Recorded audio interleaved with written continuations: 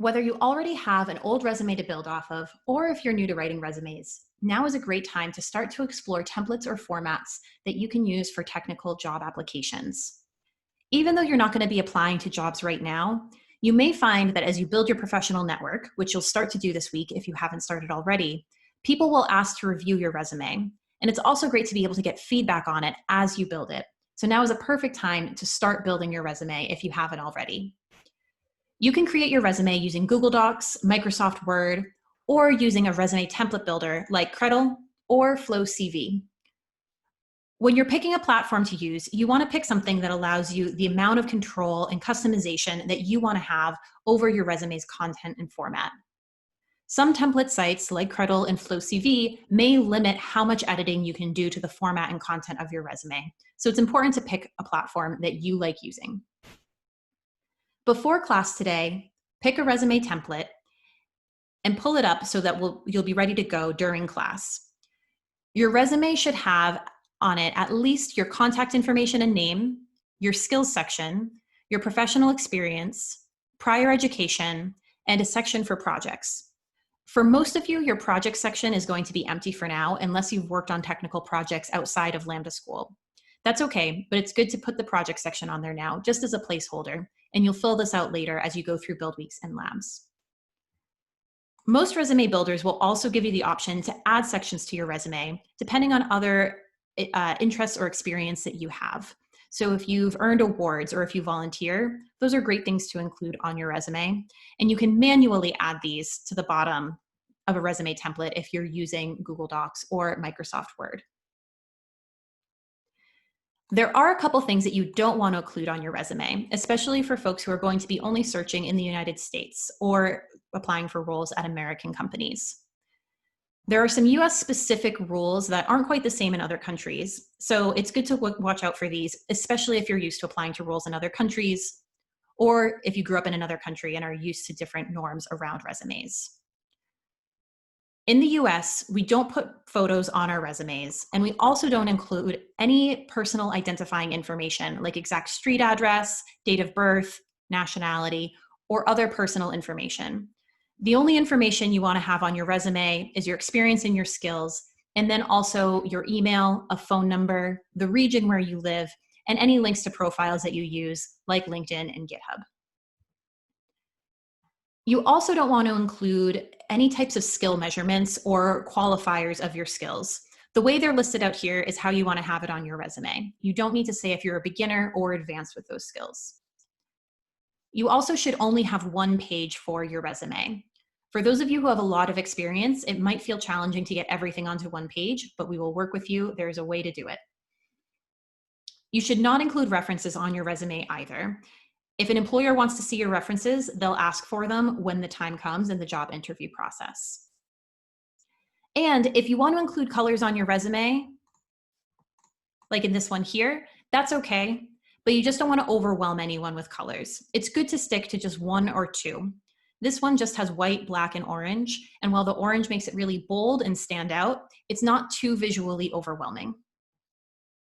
Another thing to watch out for is a lot of blank space on your resume. If you have limited experience, it's okay to have a lot of white space right now because you'll fill that up as you gain more experience through Lambda School. But most templates will allow you to play around with the ordering of different sections and see what works well and what helps you get the layout for your resume that you want to have. Play around with the format of your resume and have fun with it. It's okay to show some personality or some style. But at the end of the day, your resume is supposed to be a highlight of your skills and your accomplishments. So it should be really clear and easy to read. Another thing to watch out for is to make sure that your resume is parsable by an applicant tracking system. ATS software is used by companies to review candidates before a recruiter or a hiring manager ever looks at the application. They'll scan your resume for keywords. And so if they can't scan through your resume for specific words, it's possible that you won't be seen as a candidate by a human, even if you're really qualified for that role. An easy way to make sure that your resume is parsable by applicant tracking systems is to download your resume as a PDF, whether it's from a Google Doc or a Microsoft Word doc, or from a template builder, and to do a keyword search in your resume to make sure that keywords are popping up. If you see something like this, then your resume is good to go. But if you type in a word and nothing comes up, even though that word is on your resume, it means that your resume was saved as an image and that a ATS system will not be able to go through and parse for specific keywords. Now, let's talk about LinkedIn, because this is another thing that you'll be using in your job search. Before class, create a LinkedIn profile if you don't have one already. And if you do have a LinkedIn profile, make sure that you're logged in and that you can access your profile. If you haven't made a LinkedIn before, they have a great tutorial to help you get started, and it'll walk you through everything that you need to do in order to get your profile looking great. A lot of the components that you have on your LinkedIn are the same that you have on your resume. So things like your experience, your skills, your education, and your projects. But in addition to that, there's some things that you include on your resume that you wouldn't normally put on your LinkedIn rather, that you wouldn't normally put on your resume. For example, you should absolutely have a photo on your LinkedIn. And you can also have other information on your LinkedIn, like a longer about section. And you can go into a little bit more detail in your experience since you're not limited to only one page. As you're building your LinkedIn profile, you can add profile sections by clicking Add Profile Section. You can find things like work experience and education and volunteer experience in background. And then you can also find an option to add projects in your accomplishments section. So it's kind of buried in here, but this will be really important to include as you gain more project experience.